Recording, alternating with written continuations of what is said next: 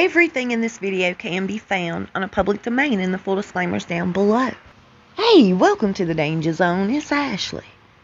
I wish you lots of love and many blessings. Very special thank you to Peter, Never Lose Hope, and Phil. I appreciate y'all so much.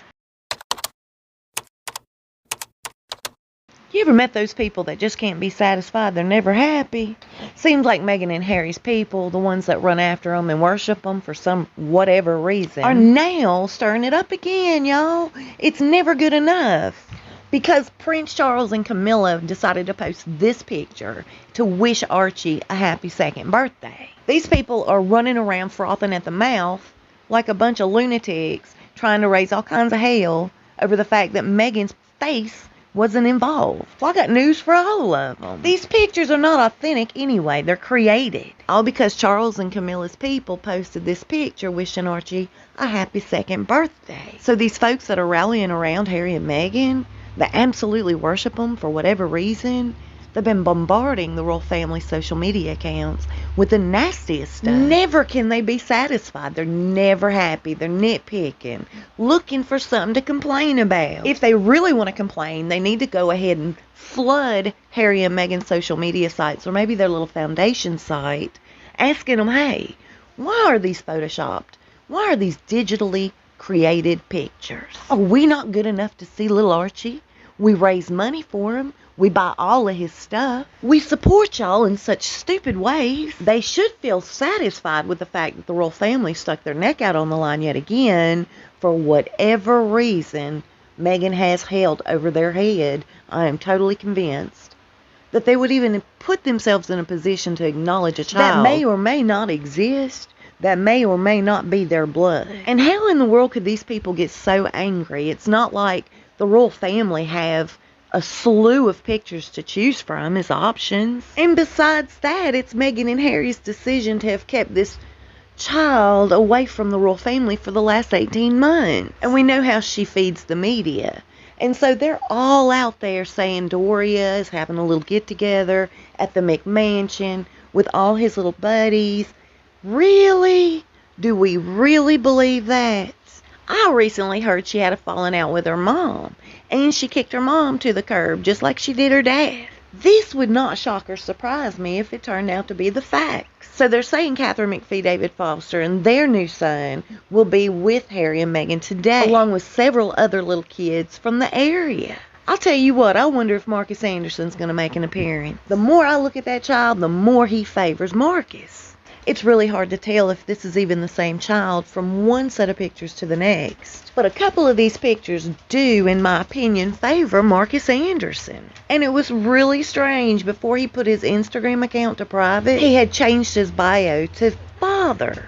The reason I bring it up is because I was told just this morning that no, it wasn't a skin color issue that was being questioned, but it was paternity that was in question, which makes total sense as to why he said in Morocco, "Are you sure I'm the dad?" Harry brings this back to Meghan, as it was told to me. And this is what started every bit of the controversy. And allegedly, this is when she packed her stuff and decided she was leaving. And Harry had a choice, her or them. The standard protocol for any kind of royal that's pregnant is to have a DNA test in utero for the child by their own personal doctors prior to the birth of the child.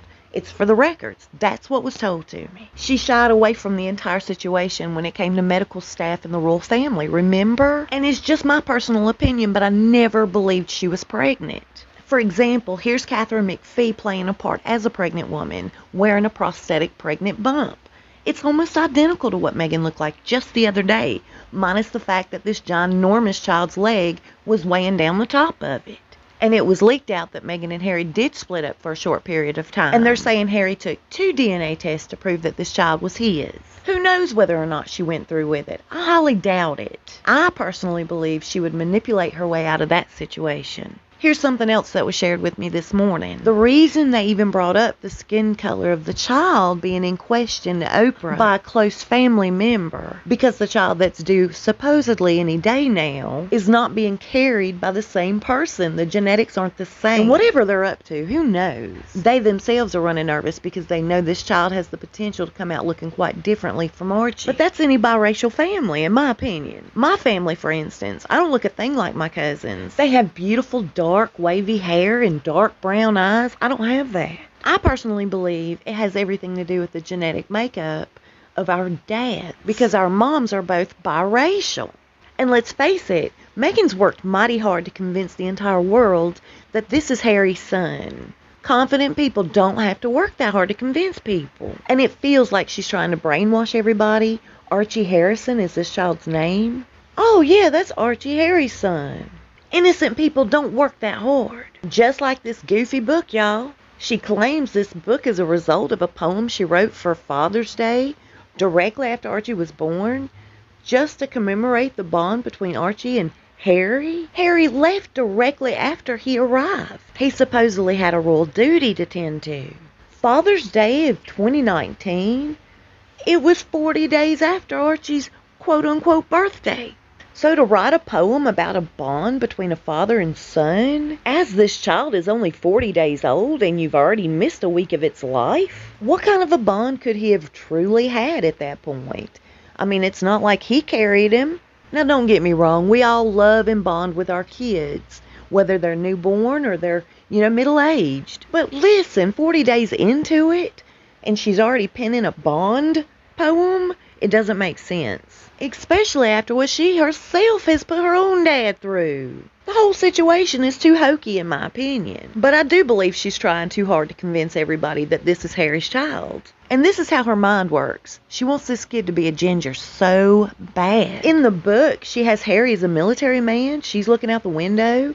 And Archie has red hair. Just like he had red hair in the Christmas card they put out. Here's where it gets scary. We know he does not have red hair. So is she still trying to convince us through these drawings? Or is she really trying to convince herself?